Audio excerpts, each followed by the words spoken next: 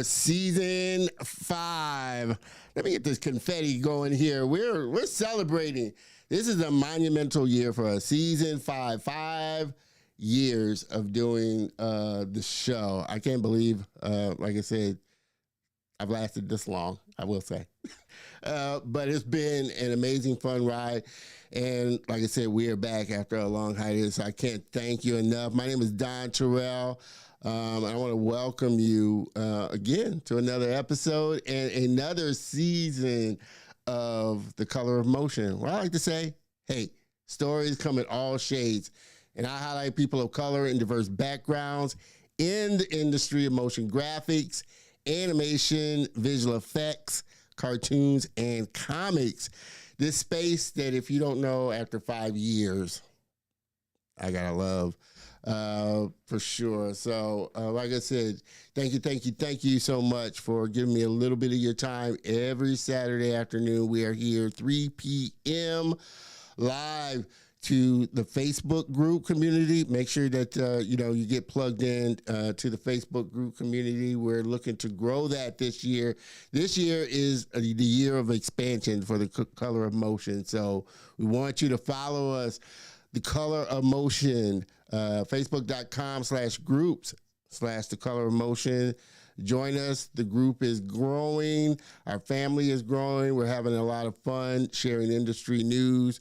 And you get to connect and learn with other great creative professionals there.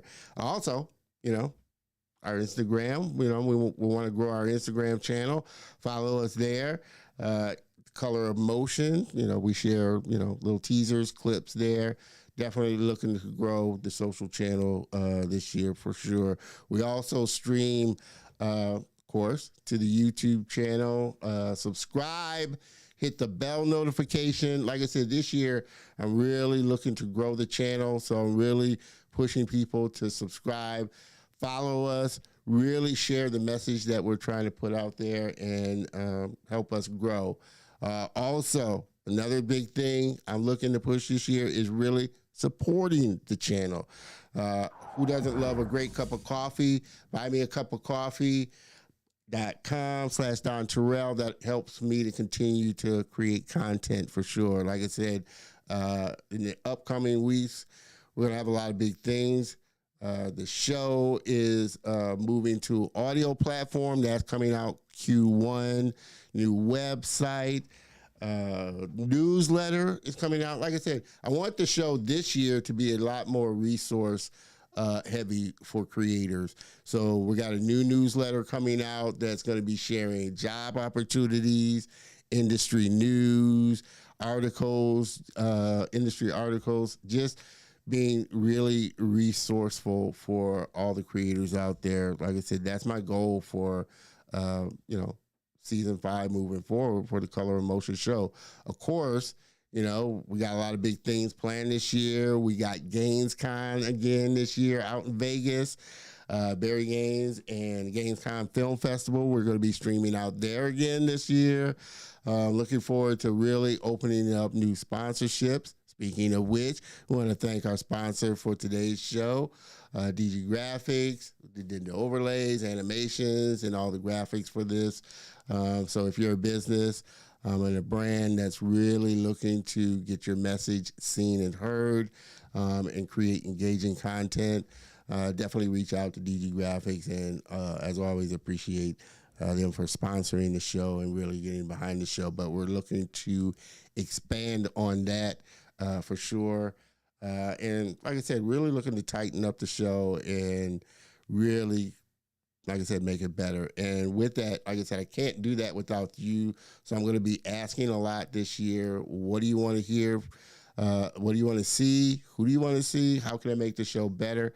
I'm really going to be asking a lot from you and trying to get feedback from you on just how to make this show better. And that's my goal, to level up this show. And with that, like I said, I'm not going to draw this housekeeping up longer. I'm super excited about this episode.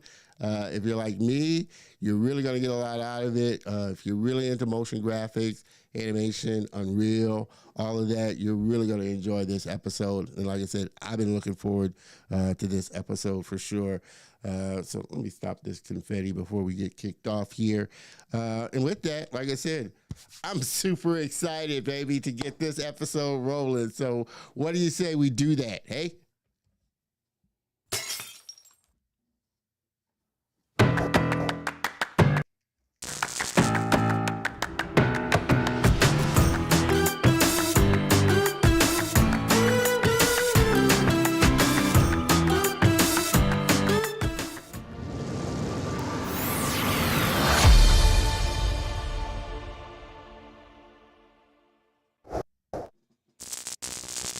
Wow, we are back. We are back. We are back. You know the drill. Hop into the comments, say, hey, where you tuning in from, because you know I like to give shout outs. And this is a show that's interactive.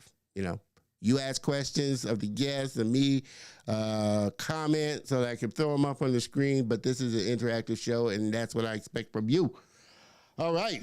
With that, I'm super excited about my next guest. He is from Pittsburgh, Pennsylvania. He's a multi-award-winning motion graphics artist with a prolific career spanning over 18 years.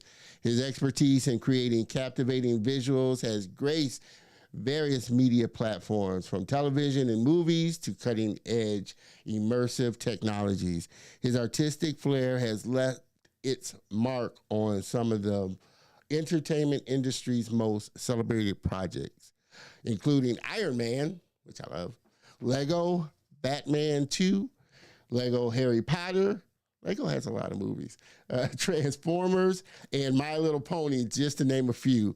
Recognized for his contributions to education, which he's really passionate about. He has been honored with a mega grant from Epic Games, a YouTube grant, and has spoken at various events around the world, including Unreal Fest, Adobe Max, and NAB, as well as headline the Design and Animation World Tour in 2023. Everybody, please, please, please help me welcome my very special guest and friend, Mr. Jonathan Winbush.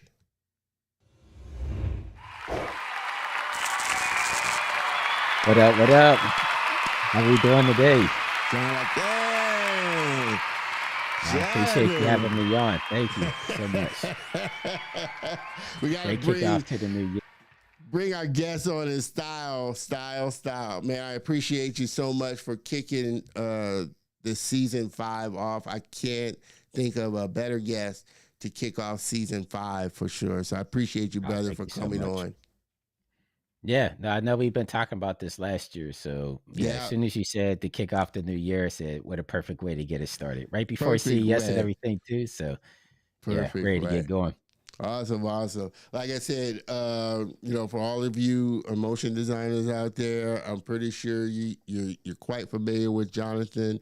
But I want you to kind of, give us a little bit about what kind of sparked this passion and interest for you, and at what age did it kind of hit you that this was something that you wanted to really dive into?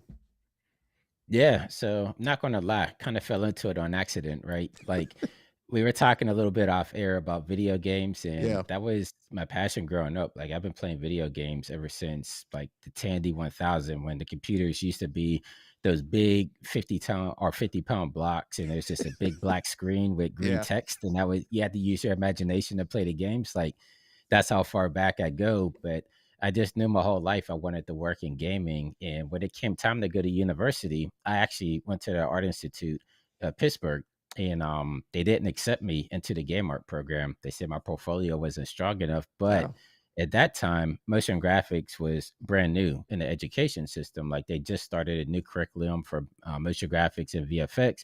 They said maybe, start off there, work on your gaming portfolio, and then transferring over. But once I went into the motion graphics curriculum, I kind of just really fell in love with everything going on there, from green screen to After Effects to 3D Max, and I just stuck it through. So I got my bachelor's degree in motion graphics and VFX, and just kicked it off from there.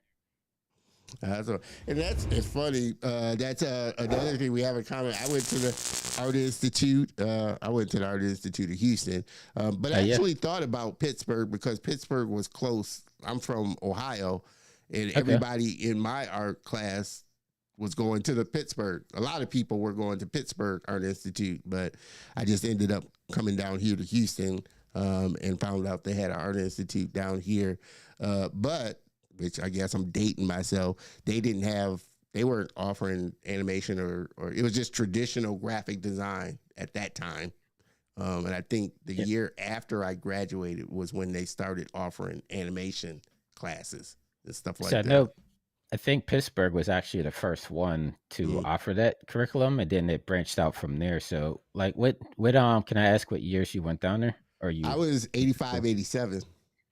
Okay, yeah, okay. So I was early 2000s. I was gonna say maybe we went at the same time. I told you I was dating myself. Yeah. Yeah, I was like, okay, maybe you went just before me or something, but just a tad. yeah. Miss Sarah, I appreciate you tuning in for sure. Thank you for stopping by, Sarah Gibson. Yes, Winbush. Yeah, thank you. For you though, I guess I guess I have to ask, what did you kind of get out of the artist, your time at the Art Institute? Cause I have to say, like for me, I don't know. And would you now recommend, I guess, animators, motion designers, or this and that, maybe going to like a brick and mortar school as opposed to now we've got all this training online that you can learn from? Yeah, so it's kind of tricky, right? Because I graduated in 2006 from the Art Institute, Yeah. and it was a time when, everybody expected you to go to college, get your degree, then get a job. That was just the pathway, at least here in the United States, that everybody went through. Yeah. But I would say once I actually started working in the industry and got my internship, I learned more in my internship than I did going to school for 4 years. So, like, my Yeah. internship was 6 months, and just being there in the fold of things and being around other veteran artist and just everything operates, like, I felt like that was a lot more valuable. And the crazy part is everybody that I was working with at the time, none of them went to school for motion graphics at all. Like, because I would talk to people, say, like, I went to school for 3 years for this, that, and the third. And they're like, yeah, we just came here and just learned it on the fly. Like, nobody really went to school for it. And I they're don't know putting how out top deflating tier that work, would be. For, like, man, you mean I just spent 3 years? Yeah, I mean, it's like people I'm working with that are teaching me, like they were working on X-Men and Spider-Man 3 and all the Happy Madison films, and it's like none of them went to school for that stuff. Like, they literally learned it as they were going, because at that point in time, people were just experimenting. Like, a Yeah. lot of stuff was so brand new that Yeah. it was a fun time because no one knew what they were doing. You just experimented and Yeah. you made it happen, which was, I felt like, a lot more impactful than, going through a textbook and going through A, B, and C. Yeah, yeah. Well, obviously the climate has changed, now, the software is different, you got a lot more people coming into the industry, that type of thing. Do you feel now that, people can still or can't like come in off the fly like they were back then? So it depends on the individual, right? Because a lot of studios are looking at your portfolio first and foremost before anything else. And if they feel like you're a strong candidate, then you could easily get a job in there.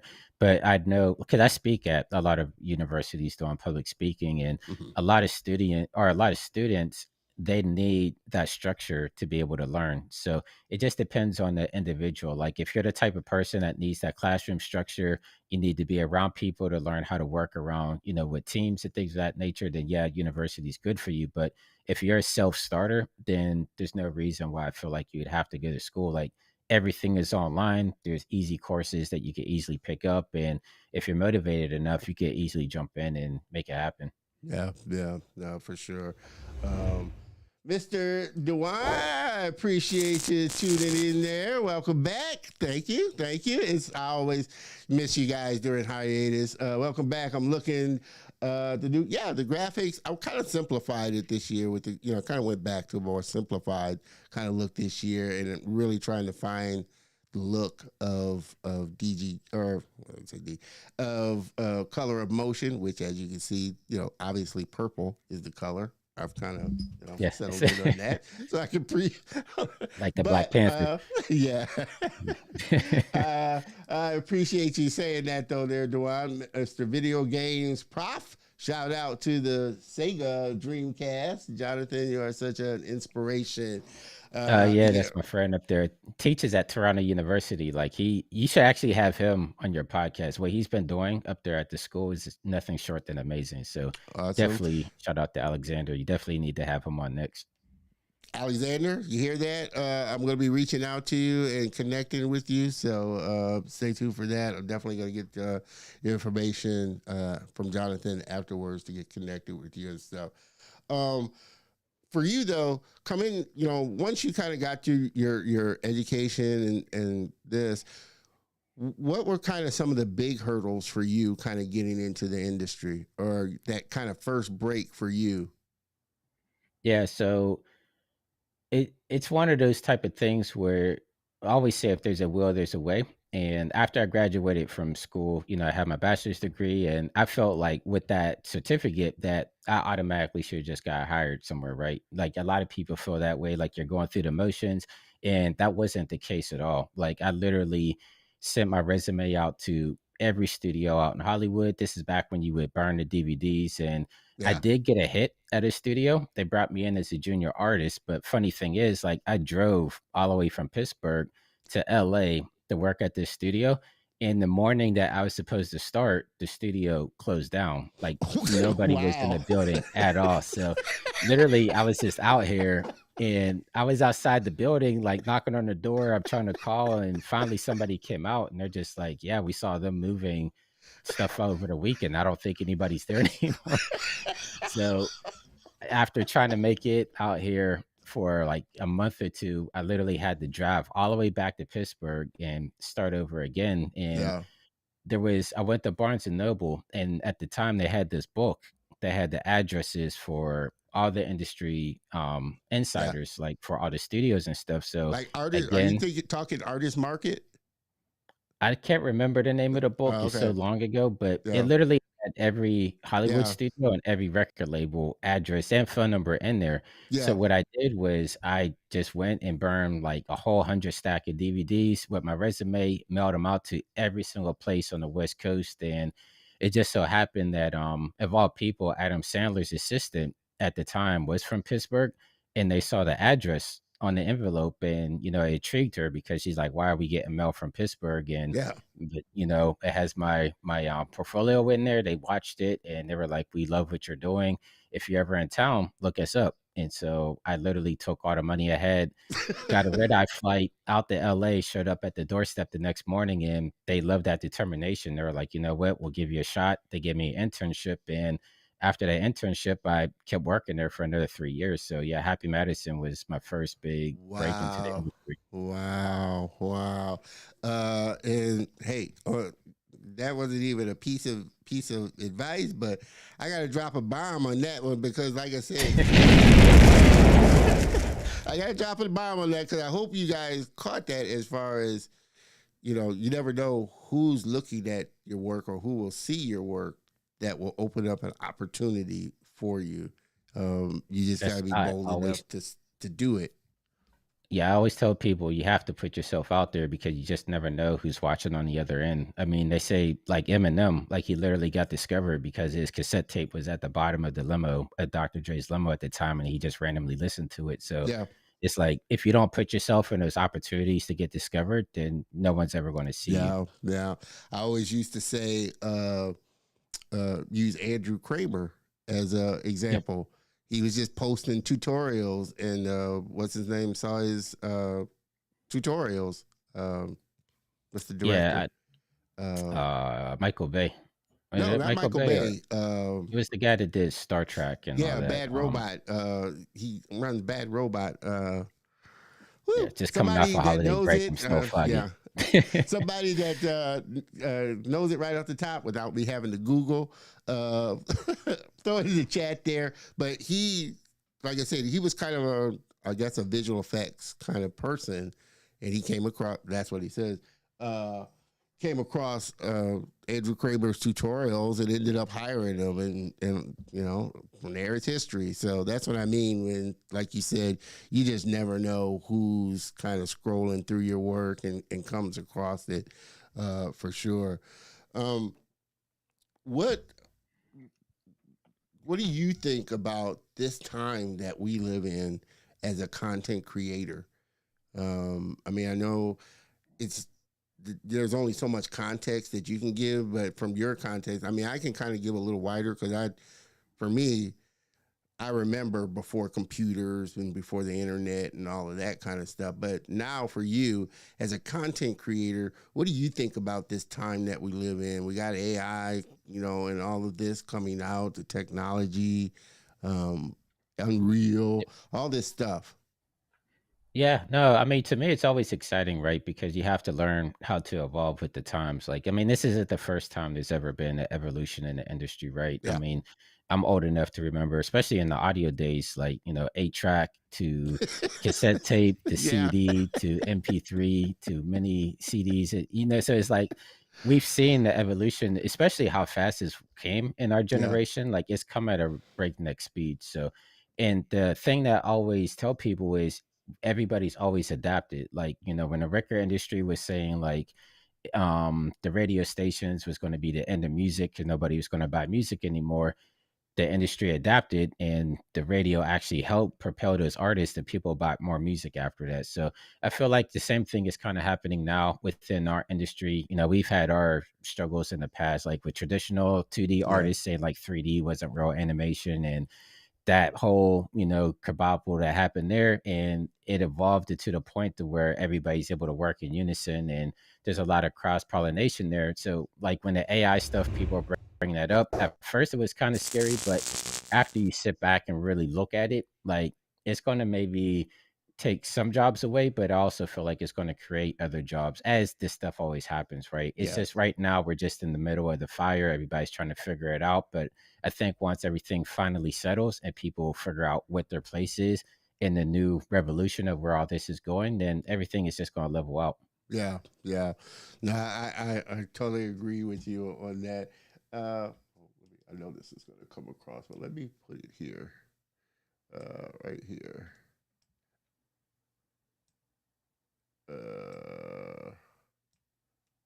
All right. I can put that right here. Oops.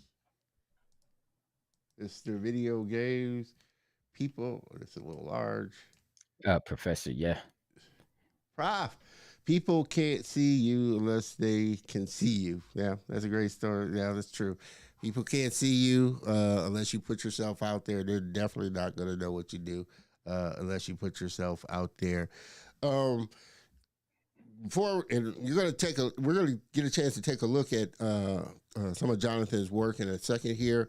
But in regards to that, in this time that we live in, you know, kind of speak on this time as being able to monetize your skills and your control your IP. I think now, with the industry, people having a harder time trying to get into studios, find jobs and things like that. They're trying to figure out these different ways of how they can monetize their skills and their gift, and basically go straight to their audience, whether it's selling merch, selling tutorials, memberships, things like that. What are your thoughts as a creator in this time of being able to own and monetize your own content now, and being much easier, kind of more on a level playing field with your content, as opposed to now I have to go to the big guys or studio or this and that? Yeah, so I mean, this is something that I've always believed in, even dating back from when I was a junior artist, that as artists, we are our own brands, right? So you always should position yourself as, like, I go by Winbush. I've been building a Winbush brand ever since I've been working in the industry, and I was able to transfer it over to YouTube and other platforms and things of that nature. But I've always believed in never relying on one stream of revenue. You want to have multiple streams of revenue going at all times. So I have my traditional motion graphics work that I do for clients all the time, but as other opportunities pop up, like YouTube, there's ad revenue sharing there, and then sponsor content, of course. So that's another stream of revenue. And then also, a lot of people don't know, but I do work with on Amazon doing product reviews, because that's another stream of revenue that Yeah. I'm bringing in on the side. So as Yeah. I'm buying stuff on Amazon, like everybody does, I'll do a quick 30-second review, post it up there, and you actually get paid off of those when people watch them. So that's another stream of revenue. Then, of course, not everybody could do tutorials and courses, but I'll do Yeah. the courses, just sharing the knowledge, and that's another stream there. But I would just say, whatever you feel that you could bring to the table, like, just pursue it, because you just never know where it's going to take you. But never put all your eggs in one basket, because especially after last year with all the tech layoffs and the gaming layoffs, and then our industry in the studios moving at a slow pace, a lot of people were hurting last year. And it's like, if you would have just kind of diversified yourself a little bit, you would have been Hmm. able to get through that year, because I feel like this year is everything's going to pick back up. But yeah, never put all your eggs in one basket. Just try to figure out, even if it's small pieces of revenue. Like, Yeah. I'm not making a ton off of YouTube, maybe a couple hundred Yeah. bucks a month, but that's money I would have never had before if I never would have did it, right? So Yeah. just, even if they're small pieces of revenue, just go out there and build it up, because when you congregate it all together, that's Yeah. going to be your rent or your car payment, things of that Yeah. nature, which every penny helps. Yeah. Yeah. Yeah. And it's funny that you said that, because I was watching YouTube, a video yesterday on YouTube, YouTuber talking about the kind of the same thing, as far as just monetizing all, having multiple revenue streams. They may be small, but cumulatively they add up. You may get Yeah. $100 from, Patreon this month, or you may get $50 from this, or $100 from that, and cumulatively it adds up. You don't have like one big one that maybe, bringing in hundreds of thousands of dollars, or even thousands of dollars, but all together, like I said, every little penny helps for sure. And before we move on, let's take a quick look at some of Jonathan's work and revel in his greatness. Hey. Hello, everybody. My name's Joel Deadmau5. I've been following Jonathan Winbush for quite some time, and stay tuned here as he dives deep.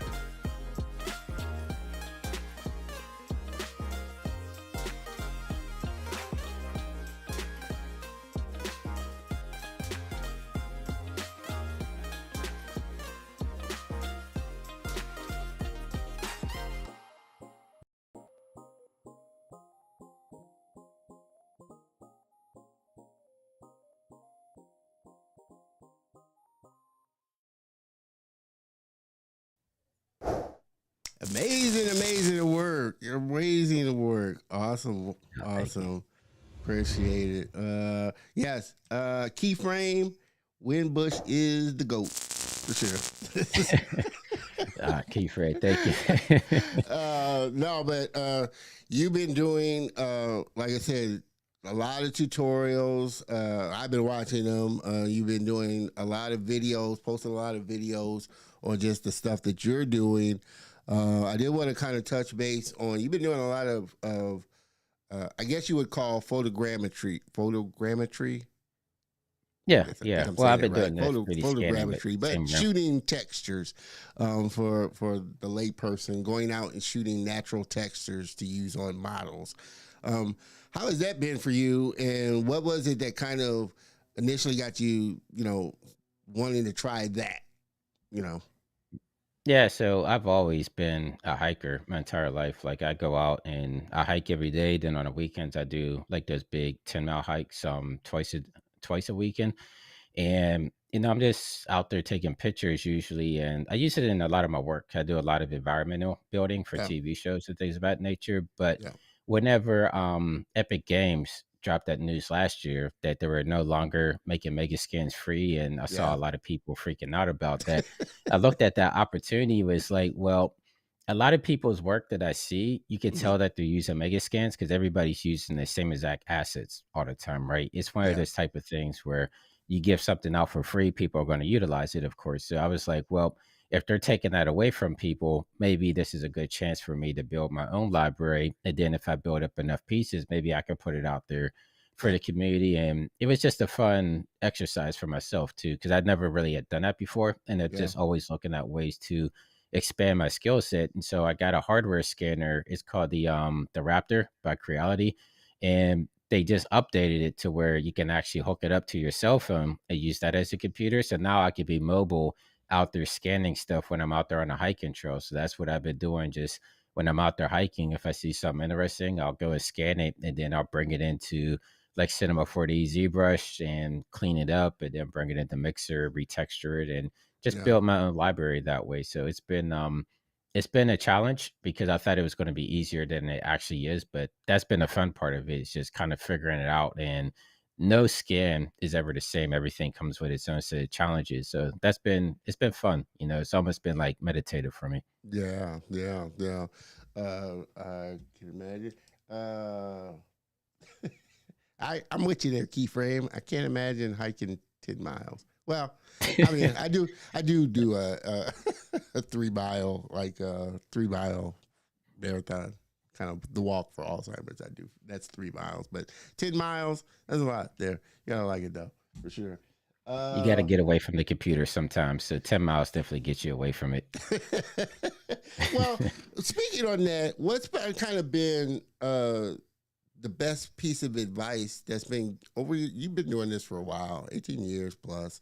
What's kind of been the best piece of advice that's been, given to you, and the biggest lesson you've learned over this time so far? Yeah, the biggest piece of advice that was told to me young is just ignore all the static, kind of put blinders on and just keep moving ahead, because I've gotten advice from a lot of really successful people out here in the industry. And the one thing that I've noticed is, especially as they're bigger, they will get a lot of criticism from the general public. And I was just always fascinated at how people are able to keep navigating their careers, even though it seems like a lot of people are pounding on them for not being the type of person they are, or putting out bad projects and things. And it's always like, if you have a vision, then just keep pursuing it. Or if you have a milestone that you want to hit, just keep going and keep pursuing it. Because even though what you're doing might seem crazy to the outside world, once you're successful with your vision, then it's no longer crazy, right? Because then you actually succeeded at what you're trying to do. Then everybody's coming to you, asking you how you did it. So it's always the type of thing where it's like, don't follow the crowd, be your own self, follow your own path. And once you're successful, then everybody's going to crowd around what you're doing. So that's kind of what I've been living by, and never really let outside voices influence what I'm doing. And I just do my own thing, Yeah. No, for sure. Of course. Drop bombs on that. We got to drop bombs on all the good stuff there. We kind of touched a little bit earlier about AI and that kind of whole big wave coming in. What's kind of your thoughts as far as the impact of it? We're seeing apps like Sora come out, Midjourney, and all these AI software. What's kind of your future thought on AI moving forward in the future? What do you see AI being capable of doing? Not really capable of doing as much as we try and get AI to do it. Looking forward, what's kind of your prediction of AI? Obviously, it's hyped right now, and there will be a point where it settles down. But as far as a technology and software, Yeah, I mean, I think there's always going to be a human element to it, right? Like I always see those posts, especially on LinkedIn and Instagram, where people are like RIP Hollywood, and it's just like a bunch of clips jammed together, but they're not cohesive, right? Like they're not telling the story. Like the clips look nice, they look pretty, but at the end of the day, you have to think to yourself, like, would somebody go to the movie theater and pay $25 to watch that montage that you just put together? And it's like, probably not, because there's no creative input into it. Like you're just throwing a hodgepodge of a bunch of clips together that look nice. So I think you're always going to need that creative human element to be able to navigate it. So even if people are utilizing AI to put these clips together, you're still going to need that creative element and people that know exactly what they're doing. Like I've seen some of these montages where they're holding on shots for way too long, or the composition doesn't look right, the color theory's all off. It's like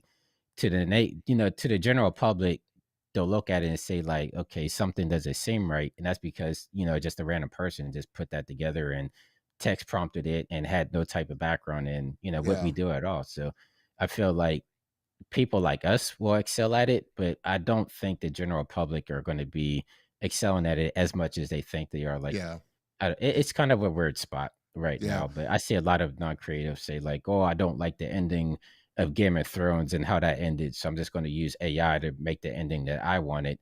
But I'm like, you're not really doing that, because you're just telling a computer to make a different ending, because you're not a creative. Like if you could write Game of Thrones, you would have wrote it, right? So yeah. No, I totally agree with that, and get what you're saying as far as the AI is not going to teach you the fundamentals of animation, the principles of animation.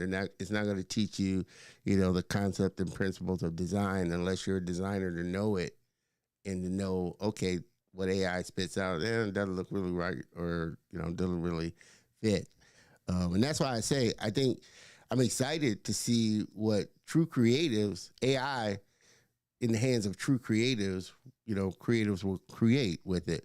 I think it's a great tool, and I'm looking forward to seeing, like I said, what real creatives will create with it. And I have seen, like I said, some creatives use it in an interesting way. And again, it's not the whole thing. It's just a piece of the whole project that they're working on, that AI, obviously encompasses there. Dropping jewels for sure. Yeah, he is dropping jewels. That's why this is going to be a great episode. I can already see this is going to be a good episode here. You talked about, we talked a little bit about, and you mentioned how you're seeing this year kind of the industry is kind of turning a little back around, and kind of people are starting to find projects and things like that. What do you say to younger people or people just coming in? Are the skills that they need to kind of focus on and think about as they come into this industry? Because even with the industry turning around, there are a lot of people coming into the industry, and you're not just competing with people here in the States. You're competing with people globally now, because evidently remote people can do things remotely now. So what are you saying to younger people that you're talking to? Are the skills and the things that they need to be focusing on to kind of get a job and to kind of excel in this space? Yeah, so I would say always keep working on your craft. Like the fundamentals are definitely important, but on top of that, like I know a lot of people don't want to hear it, but I feel like the skill set is only half of it. Like you have to be able to have that drive and motivation to even keep pursuing it, because you're going to get a lot of no's, right? When you're applying at a lot of these jobs, there's a lot of people applying for the same jobs.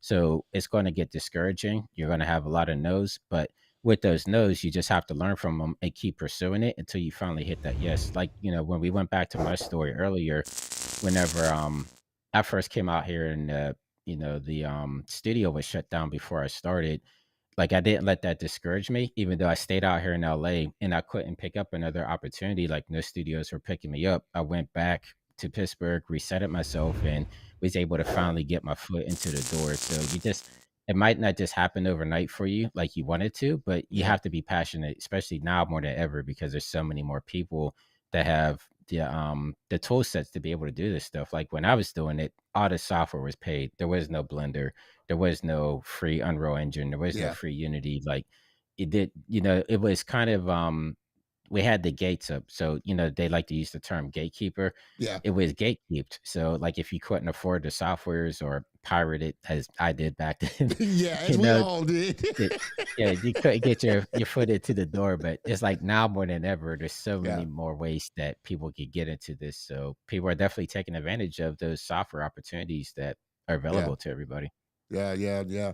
No, which is why I say it's such a great time to be a creative, because you do have all these more affordable and free softwares that can do some amazing things, such as Unreal, which is a lot of the training and teaching that you do. Are you surprised, or were you not surprised at kind of the rise of Unreal and just the use of it in real-time production work and that? When you started using Unreal, did you see the potential of how it could be used? Because Yeah, I'm no, I guessing was you were using it pre, before it really got popular in post-production and stuff like that. I'm assuming you were using it before then.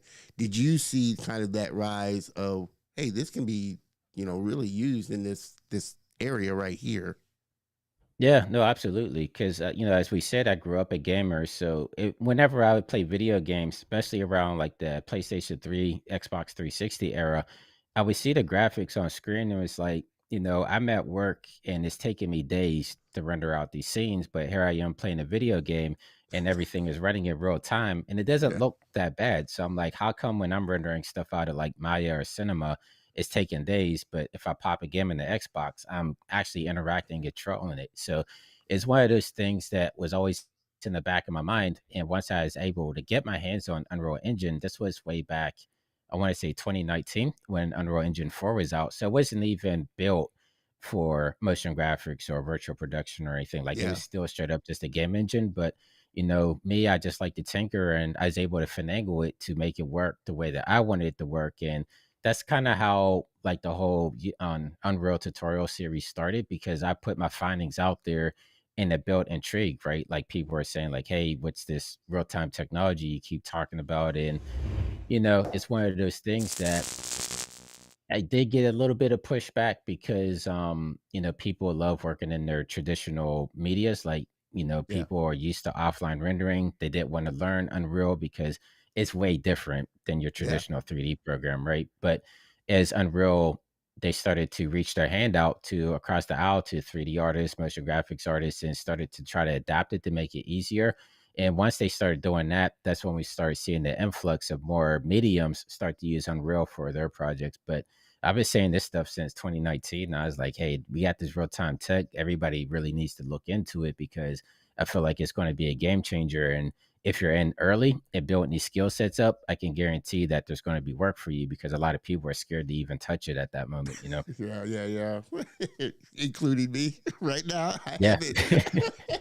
No, I mean, which is why I do like watching your content, because I am trying to get more familiar with Unreal. I have it on my computer. It's just I'm like everybody else, I'm afraid to dive too deep into it. But I hear it's like I I mean, said, I get it. you It's a know, different mindset. Like yeah, when I was learning it, there was no tutorials besides gaming tutorials, right? Which that kind of motivated me to do the motion graphics side of it. But you had to think like a game developer. And what I would do was actually I would go on Twitch because there would be independent game devs working on their games, just streaming it. And a lot of times they're only getting like one or two viewers, right? So if you're in there talking to them, they get excited. And so I'm up there just asking my Unreal questions like, hey, I'm trying to learn Unreal. I'm running into this problem. And, the community was great. Like people would just say, like, oh, yeah, let me stop what I'm doing and show you how to do it. And it was just that back and forth with some of the streamers on Twitch that I was able to get my foundation in Unreal. And once I really started to click with me, then I was just able to take it from there. Yeah, yeah, yeah. And obviously with that, with the rise of so many different softwares, I mean, you as a content creator, you have to deal with it as far as jumping around to and learning a lot of different softwares. Is there any one software? And I know a lot of, people moving into the industry, they think about, well, am I going to have to learn so many softwares and this and that? Is there a software that do you think is better to learn? Well, I don't even know if it's better. I don't even know if you're going to get into this without learning. I don't think you're going to stick in one software. Do you think that way, that artists even stick within one software? They may spend the majority of their time in a software, Right. but do you still feel like they have to learn these other skills and other kind of softwares to kind of augment, what they're doing? Yeah, so I never had that mentality to begin with. So it always kind of baffled me when people say like, "This is my software and this is what I do. I only stick with After Effects or I only stick with Cinema," because throughout my career, I've had to bounce around to whatever the best software was for that particular job. So it's like, when I was in school, I was learning Softimage XSI. I learned 3D Max. I learned Maya. I learned Combustion. A lot of those programs don't even exist anymore. Yeah. Micromedia Director. So it's like once I started actually working in the industry, then I had to learn Cinema because at the time that's what the studio was using. So I learned Cinema 4D, got better at After Effects.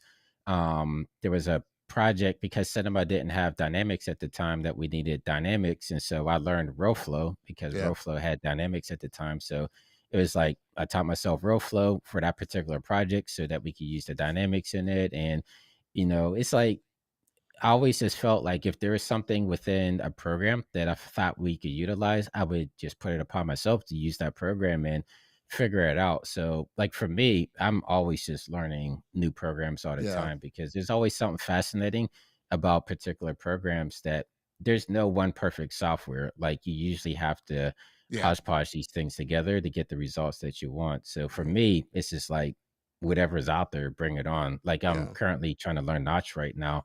That's totally out of my spectrum, but I kind of like and dig the real time concert effect stuff that they're putting out. So it's like I'm diving into that, and it's just fun. It keeps you on your toes. Like problem solving is a big part of our industry, and that's what's going to keep you sharp. Yeah. Well, and speaking on that, do you feel like that's something that a lot of like newcomer artists and creators kind of lack, is that ability to problem solve a solution? Or do you feel like they're more prepared now? I feel like it's a double-edged sword, right? Because there's so many resources out there right now when it comes to being able to have this stuff. YouTube, TikTok, like there's a lot of resources for people to learn all this stuff on top of going to university that I don't see the same amount of passion as there was back in the day to kind of just take it upon yourself and just problem solve and learn. Like I see a lot of people going to like forums or Discord as soon as they hit a problem and immediately post a problem up is like, "Hey, I can't do this. Somebody help me out." And this is like, well, it seems like a pretty easy problem to figure out. Did you try to tackle it this way? And a lot of times it's no. It's like as soon as they hit that roadblock, they immediately jump to the internet, which it's like I like trying to at least take a day to figure something out. And it's like if I'm absolutely stuck, then I'll start asking for help on things. But it doesn't feel like that's the way a lot of people are built anymore. And it's not like I'm blaming anybody for that. It's just a product of the environment, right? Because like I said, there's so many opportunities out there to ask questions that they immediately jump onto that instead of problem solving. Because back when we were stuck, all we had were the people around us, the people that help us figure it out. So Well, it's like, I don't know. Go ahead, it's like we didn't else. have Discord, we didn't have YouTube. Like we had to literally figure it out, or you didn't get paid. You had to come at clients. And I guess that is the kind of knock or rub, if you will, with AI. It gives people just an easy way of trying to solve an issue or a problem or figure something. Oh, I don't know how to write this code. Let me put it into AI and get the Right. code, get a code. Oh, I don't know how to draw this. Well, let me put this into AI, as opposed to maybe learning the skill, kind of shortcutting the process of learning how to do it or figure out how to do it. Um, Kind of goes along, it seems like, with AI. I mean, like you said, it's a double-edged sword. It can be a good thing and a bad thing, in a sense. Yeah, absolutely. I mean, it's like my kids' generation, I think they're the first generation that came up where there was always internet. And I just saw something recently. It's like if a kid was born, I forget what the year was, but it's like they're going to live in a world where they don't know a world without AI, which is kind of crazy. So Yeah, like I said, I don't blame anybody for the lack of not wanting to problem solve. It's like when you're born into a world where you have everything at your fingertips, of course, that's what you're going to do. You're going to look it up. So, it's just one of those things. It's just the way that we grew as a society. yeah. No, I totally agree. Uh, it's like how my mom texts me about After Effects instead of Googling first. Yeah, absolutely. 100%. No, I get the same thing. I had the same conversation with my family. They ask me about computer questions, and I'm like, well, have you Googled or even read the manual how to use your phone? Type of Yeah, thing. Oh all man. the time. Everybody that's just joining in, like I said, I definitely want to keep all my audience engaged as well. For you just jumping in, we've been having a fun, amazing conversation with my man and friend, Jonathan Winbush, motion graphics artist, kicking off season 5 here. Uh, your company, Winbush Immersive, do you think that's the future of kind of advertising, marketing, businesses, brands, a more immersive experience for their users or end users? Um, have you thought about that as far as a business, how they use what you do, what we do, and where it's headed in the future? AR, VR, that type of thing. Yeah, it's funny because Winbush Immersive came because I tried to get Winbush incorporated, and the state said no because that's my name. And so my tax guy was like, "You gotta come up with a different business name." And at the time, I was doing a lot of stuff in VR, so I was just like, "All right, Yeah. we're Winbush Immersive." So that's the only way I was able to get incorporated by the state. But yeah, it had nothing to do with Oh, like okay. all that. Well, with that, Even though I do that stuff, but that yeah. wasn't like my sole proprietary. Well, with that, do you feel like we're headed towards this more immersive lifestyle? You But know, I definitely do, and like I know a lot of people. Well, I guess the talk now has died down about the metaverse, but like a lot of that stuff is I still think instrumental to a lot of yeah, the brands and companies as they want to stay, in the know, especially with the younger generations. Like you have Fortnite right now, which I consider to be the metaverse, but a lot of brands are taking their brands to Fortnite. Like we just had Nike does the stuff in there. There's a TV show on Netflix that just did stuff in there. So it's like these brands taking their brands to where the people are. I feel like that's the future. So if mm-hmm. AR pops off, then of course the brands are going to want to start looking into that. But it's like you have these built-in audiences with these immersive techs already. So it's like it only makes sense to be able to bring your stuff there to where the audience is instead of trying to bring the audience to you. Yeah.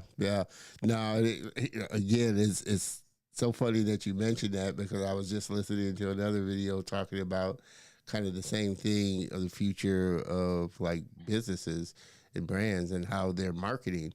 They're going to like influencers and people like us that have shows and channels that they're going to sponsor just to be seen and go direct to their audience. So this whole dynamic of how we're connecting and reaching people is just, it's fascinating to watch. And like I said, unless you kind of weren't in this kind of space and time, like you said, born in this era of where that's all you wouldn't kind of get it, seeing it, how it's changing and how technology and just things are changing at such rapid speeds there. Yeah, and I know a lot of companies that actually have like an influencer division now, so it's like they have budgets set aside for this stuff. Whereas 5-10 years ago, that would have been kind of laughed upon. Yeah, People saying, like Sony said, like, "Hey, we want to sponsor Don Terrell's thing," and they'd be like, "Well, why would we want to sponsor his podcast?" But now, if they said, they'd be like, "Oh yeah, we definitely sponsor his podcast." So it's yeah. like I use his it's been a equipment, shift in especially if them. I talk and use use a Sony camera, and it goes along with the audience of who I'm talking to.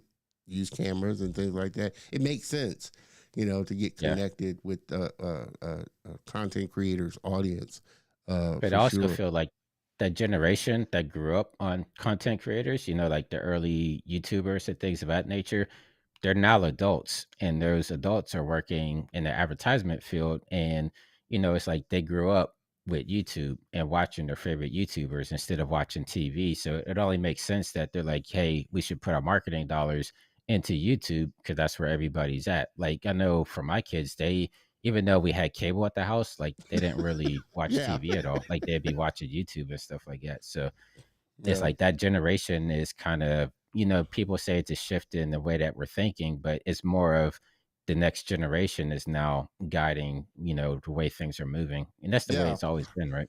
Yeah, how they're consuming content. Like I said, they don't sit in front of a TV anymore. They take their TV with them Yeah. and watch whatever they want to watch right there, and find whatever they want to find. So you gotta, like I said, you gotta go where technology, where people are consuming, how people are consuming. If you really want to survive and thrive, for sure. Um, I lost my train of thought. But again, everybody just joining in. We're having a great conversation with my man Jonathan Winbush, motion graphics artist. I remember. Do you find now, because you do a lot of work with brands, Nike, you've worked with some big brands.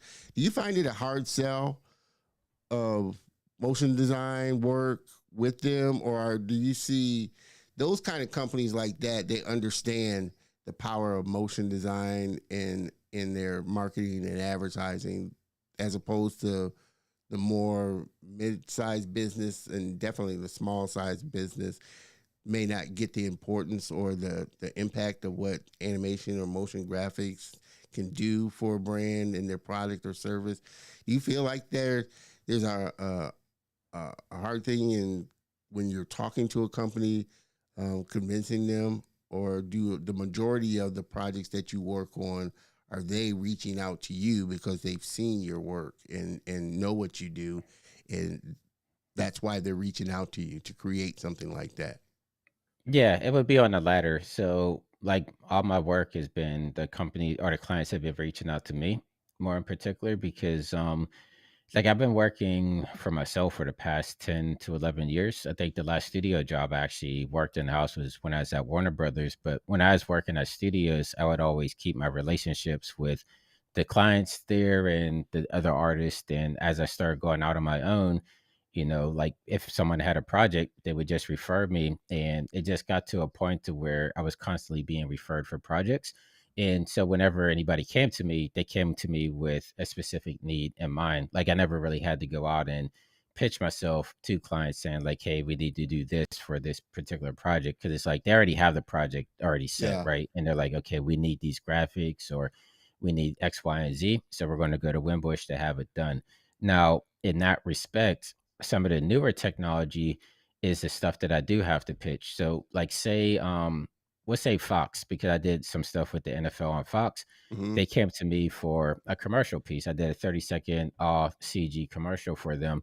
But on top of that, I was saying, like, hey, I do VR as well.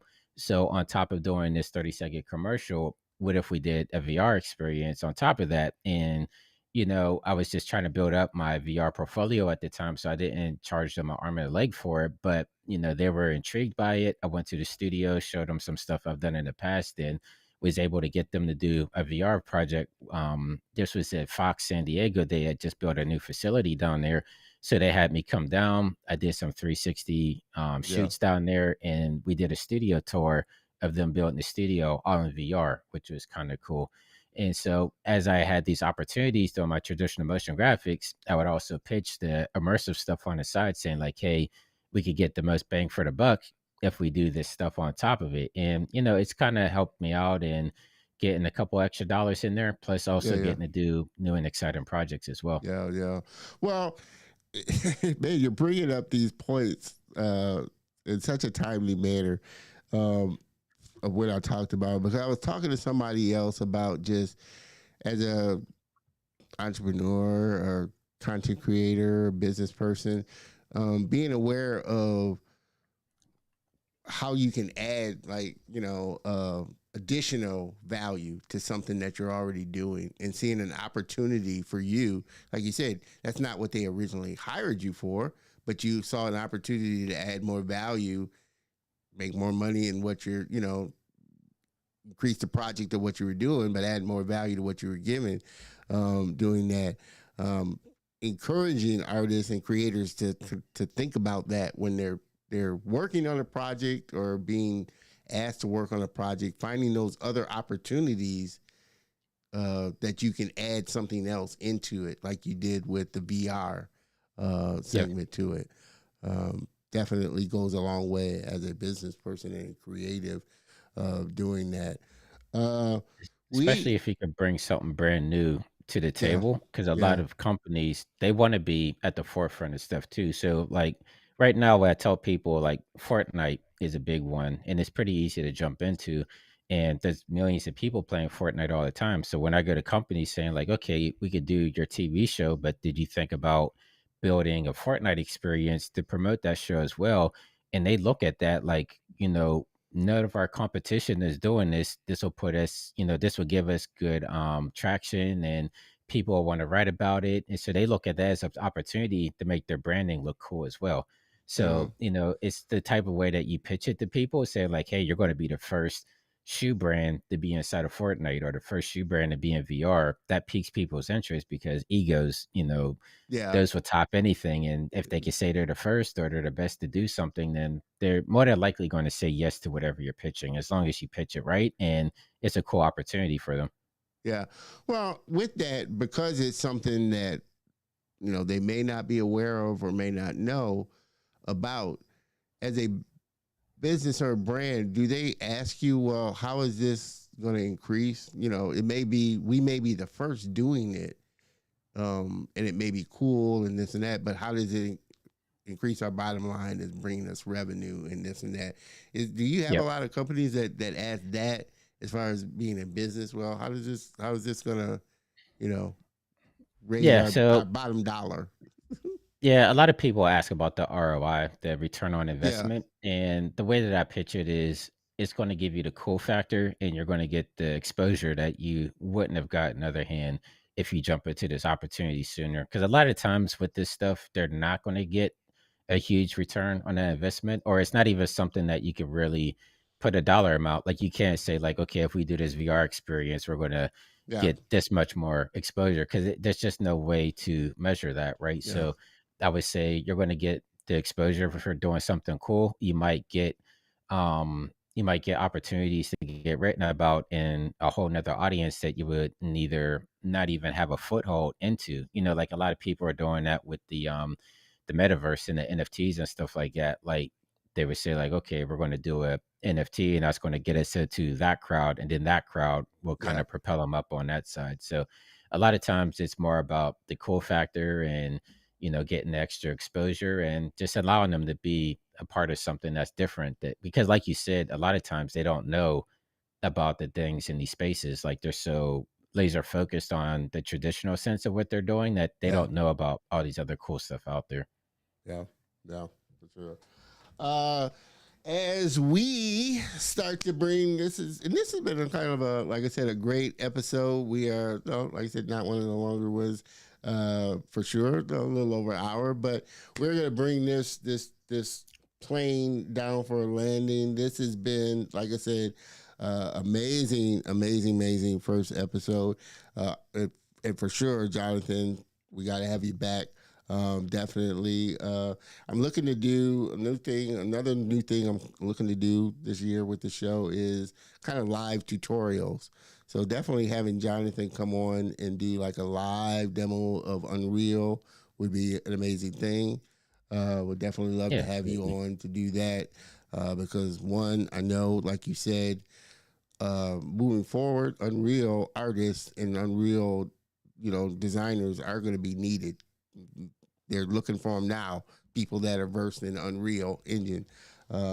So learning that software and getting familiar with it is definitely a skill that you should put into your tool belt for sure. So definitely excited about having Jonathan back on. Again, man, I always feel rusty coming back for sure. But Jonathan, like I said, I cannot thank you enough for getting this season kicked off. Mr. Coran, I appreciate you. Yeah, definitely have to. Like I said, I plan on having a lot of new things. Like I said, Jonathan coming on, back on to do an Unreal demo. My man Joshua Leonard to come on and do a drawing demo for sure. So I'm looking to do a lot of new things, exciting things, really bring value to those creatives that are just coming up. Before I let you go, I do want to ask you, because you are big on education, giving back. We talked about this a little before the show, and really giving back to the community and your audience with your training and your tutorials. Tell us a little bit about your passion for really teaching, up and coming artists, younger artists, especially artists of color. Because like I said, we did talk about this and just not being exposed to what we do. Yeah. So a lot of my career, like I was saying early on, I feel like a lot of it just kind of happened by accident. And even the education stuff just kind of took on a life of its own. Like, I was doing some tutorials here and there on YouTube. Then the Unreal Engine stuff is really what kind of picked up and made everything go full steam ahead. But in the mix of all the things, especially with other artists of color, I would get DMs from artists saying like, I didn't even know this was a skill set, and I didn't even know Black people did this type of thing. So then it puts the extra pressure on you to, I don't want to say like be a face of this thing, but it's important for people to see themselves in these different career paths because, growing up, I know for us, it's like all we saw was Black people in entertainment. If you weren't an actor, you were a rapper or you were a sports figure. Yeah, that was it. We didn't see ourselves as artists or doctors or lawyers and things of that nature, which mentally that puts you in a different mindset because a lot of people that I've talked to when I started speaking at universities and stuff, they didn't even know that we were able to do this type of work. So I felt like just having myself out there and just showing myself was, big in itself. And then just on the education in general, like it's for everybody out there. Like I always like to pass it forward. When I was a junior artist, the artists that I've worked around really took me under their wing and helped mold me into being the type of artist that I am today. So I would just, I work for myself. I work out of my home studio. So it's just me here, and just doing the free education is my way of just paying it forward. And hopefully people are seeing value in it and they're able to put those skill sets to get themselves worked out there. And just one of those things that I've grown a passion to just do it. Like it started off as a hobby, but it's become so much more over the years. And definitely grateful for everybody out there that gave me a like, a subscribe, a comment. Like I do see all of it. I don't see the DMs. I close the DMs on Instagram and stuff. But hey, when you start becoming big and you got a big base, hey, you can't talk to everybody, so you have to close. Some people started getting reckless out there. I have no alternative motives when I do this stuff. Like people thought I was doing it to get rich or this, that, and it's like, no, I genuinely did this because like I make my money doing client work. I don't make my money doing tutorials and stuff. Like YouTube pays pennies on views. So it's definitely me, just giving back to the community. And like I said, it's not only for certain people. Like I want everybody out there to have an opportunity for this stuff, because I'm still a student that, believe it or not, like going to school and getting the debt and stuff like that, it's not fun to pay back. So if I can help anybody kind of curb that and get into this field, like I'm not knocking universities at all, but that is, it's a, it's a real thing, like college debt or school debt is real. So. And trust me, like I said, I mean, that's a whole conversation in and of itself. I mean, I'm not too far away from finally paying off my school loan. Not that it was like huge, but even a small loan, it took me, you know how you tend to do, you pay the minimum. So it takes you, even on a small loan, it seems like it's on your back for years. And most people with student loans, they end up either at some point deferring it or putting it on hold or something like that, or just not paying it. And it just grows. So that's a big debt. And again, I think another byproduct of this era and time that we live in, there is more affordable training, that you can get learning, to at least figure out, hey, this is something I want to get additional training on. And like I said, you got a lot of online schools now. You got School of Motion. They were just, they just mentioned you. I just watched their year-end wrap up on motion design, and they had mentioned you in that episode. But you got educational platforms like that now where you can really dial in on a specific thing that you're wanting to learn and get better at. And it's a lot more affordable than, say, going to Art Institute when it was around. But I mean, on top of that too, though, I would say it depends on the professors as well, because there are universities out there where the professors really are passionate about this, and they really, like, I know we have Dr. Chris in the chat there. We've seen him a few times, but I know him personally, and he's one of those professors that really care about his students and want them to excel, and he's gone the extra mile to get them jobs after graduation. So that's not always the case, but you do have those exceptions there where sometimes the traditional college, like if you get that unicorn professor that really cares about his students, then that makes it worth it in the end. But definitely. I mean, I'm not an artist too, and I knew they're kind of like I don't even know if you call them the stepchild of creative schools now or back then.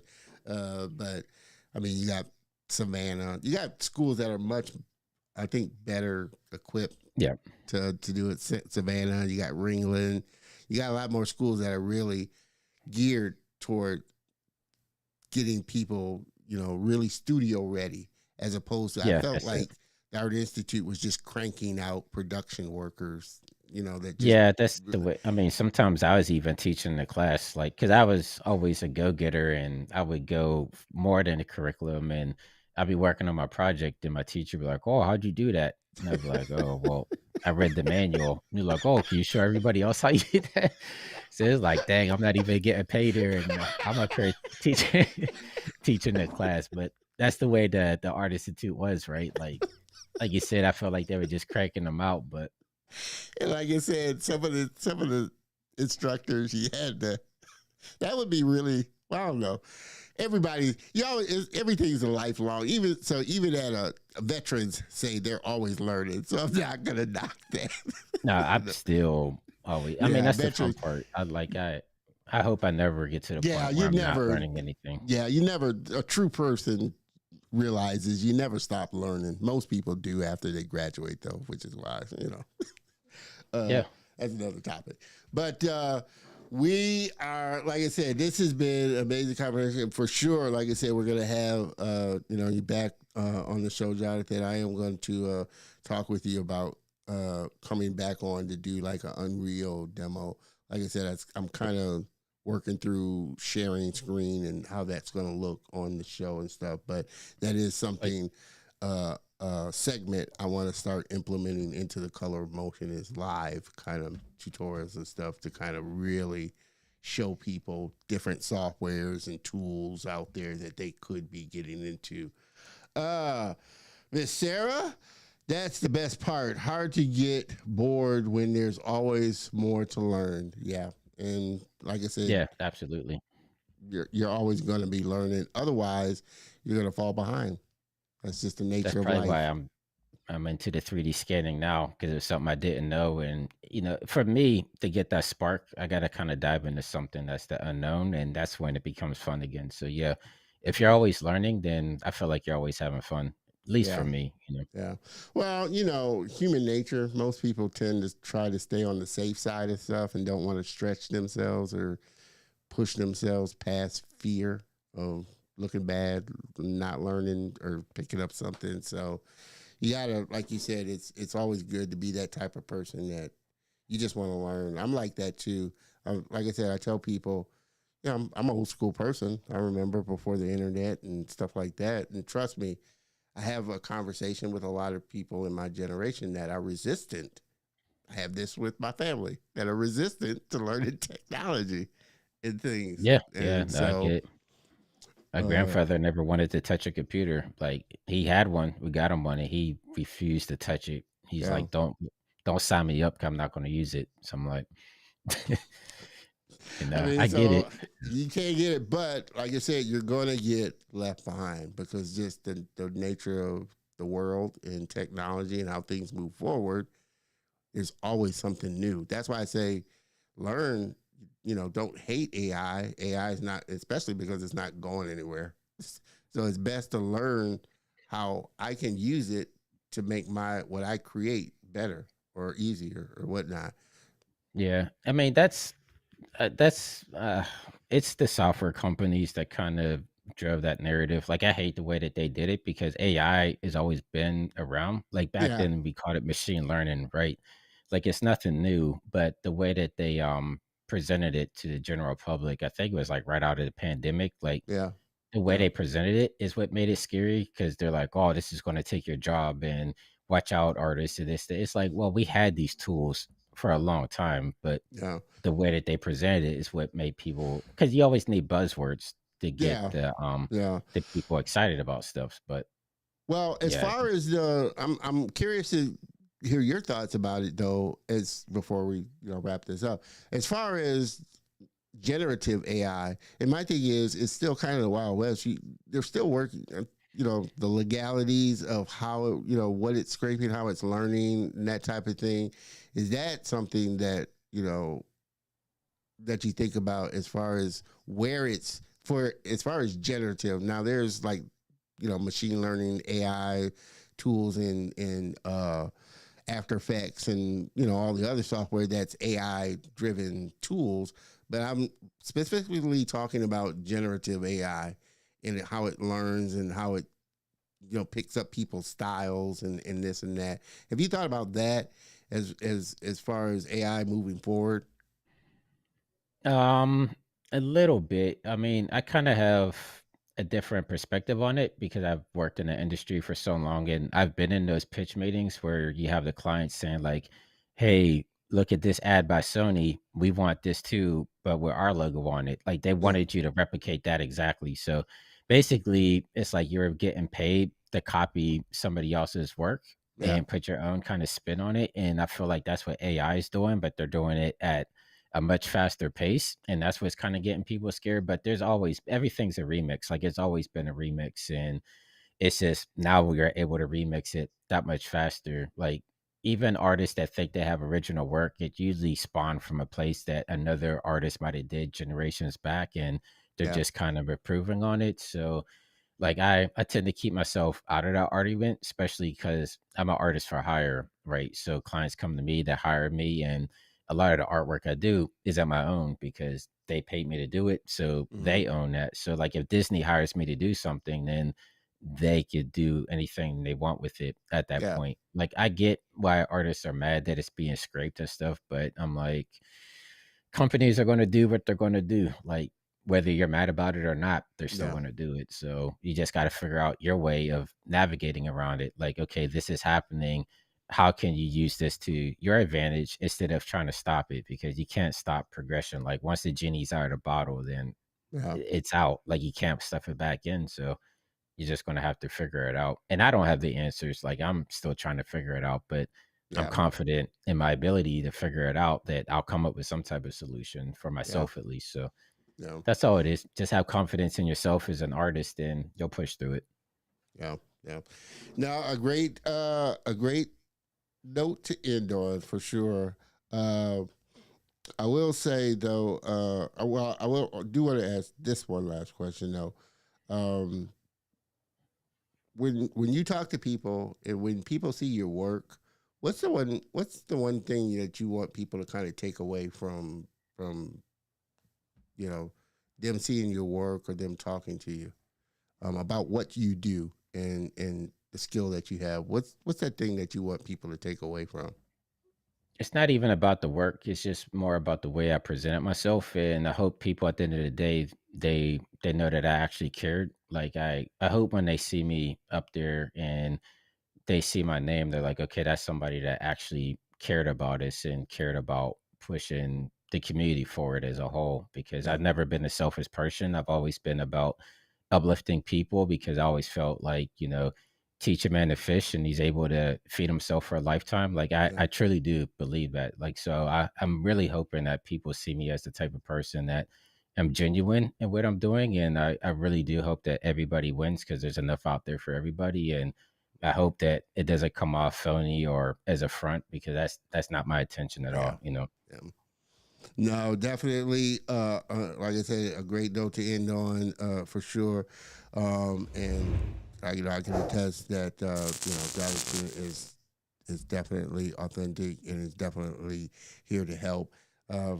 One thing I've been trying to get myself used to, just in being online and being a content creator, or just being human. You're not going to please everybody. There's always going to be somebody that doesn't like you, doesn't like your work. It's going to say something. You're on social media. It's got something negative to say. There's always going to be those type. That's fun. Yeah, you just have to have thick skin, because there's always going to be those type that knock you for one reason or another.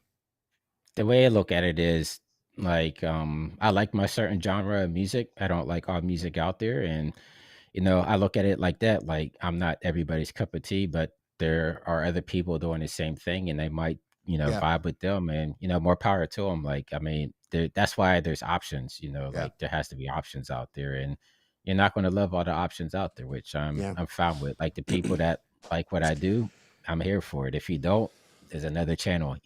Yeah. Believe it or not, I do know that there are people that don't like this show. It's hard to believe, but yeah, I'm pretty sure there are people that don't like this show. That's just, that's the way it is. No matter what you're doing, like, I still love you, people. I still love you. So with that, we're gonna close this down. Make sure, like I said, you definitely do though. You definitely need to connect with Jonathan, because, like I said, he puts out great content. He's a great guy, and cannot wait to have him back on the show, and just so excited that he's a part of the Color of Motion family now. You can find him on all these channels. Yeah, trust me. And I'm gonna, because I do want you to hang around for a second once I close out the show, because I do want to talk to you for sure. Yeah. But do connect with Jonathan. His YouTube tutorials, his YouTube tech. He talks about tech. You can also find him on Instagram and Twitter.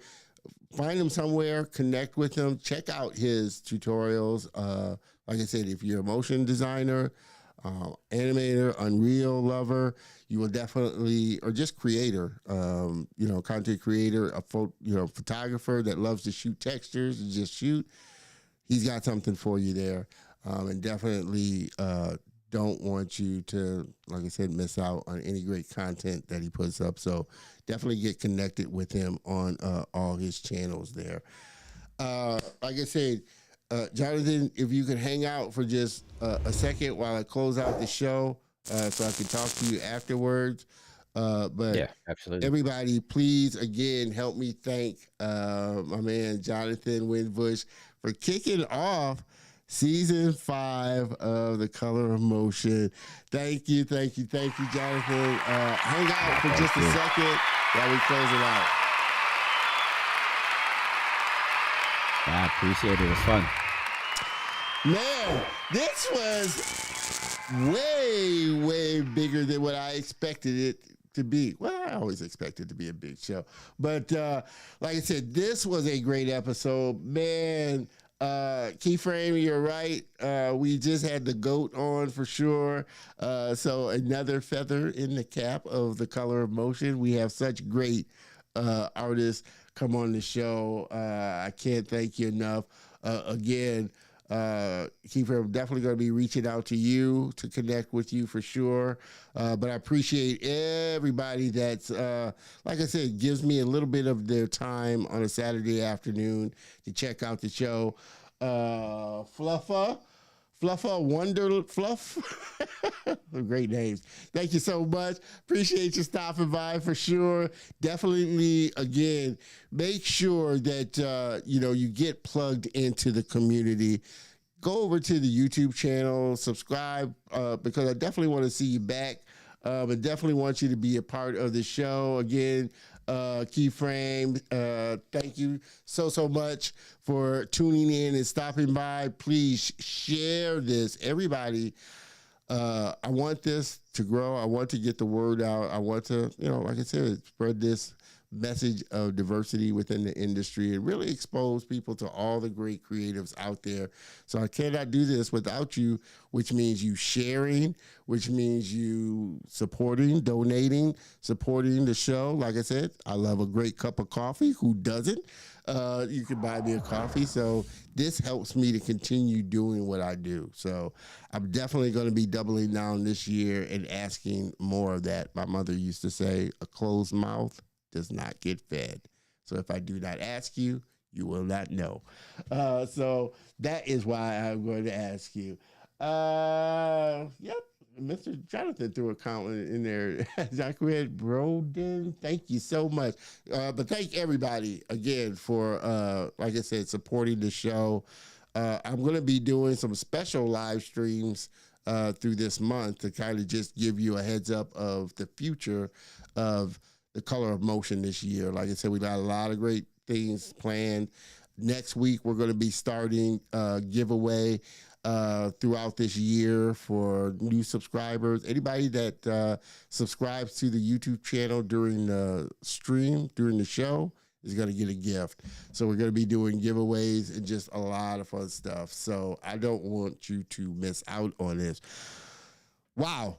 Jonathan kicked us off right. He set the bar high for season 5, and everybody after this has got a big hill to climb for sure. Super looking forward to next week's guest, and we're going to see, if he's up for the challenge there himself.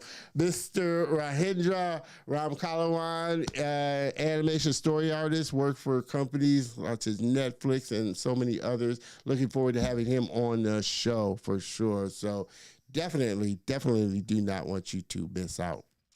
Well, everybody, thank you so much for hanging with me on this inaugural episode for season 5. Hang on, it's going to be a bumpy ride this year, but we're going to have a lot of fun doing this. And I will see you next week. Have a great rest of the weekend. Have an even better week, and I will see you next week.